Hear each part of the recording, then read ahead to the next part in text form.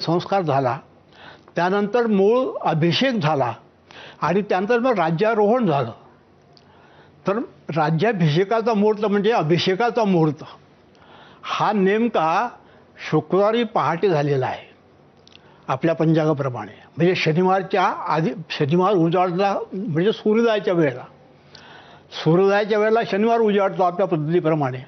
त्याच्या आधी 2 तास रात्रभर हा अभिषेक चालला होता शुक्रवारचा, कारण शनिवार हा घातवार आहे आणि म्हणून राज्याभिषेक हा शुक्रवारी आटोपण्यात आला आणि राजदर्शन जे आहे ते मग शनिवारी सकाळी झालं.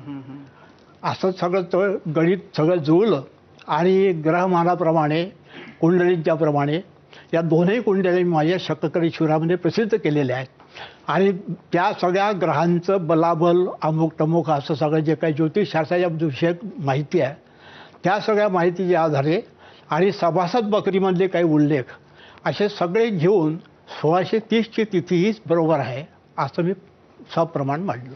खरं तर महाराज 3 म्हणजे तुमचं जे काम आहे जे महाराष्ट्राच्या दृष्टीनं फार महत्त्वाचे 3 त्याच्यामधले भाग आहेत असं मला वाटतं. एक तर महाराजांच्या जन्मतारखेच्या निश्चितीमध्ये तुमचं योगदान आहे. दुसरं जिजाऊ साहेबांच्या जन्माची तिथी निश्चित करण्यामध्येही तुमचं काम मोठं आहे आणि तिसरं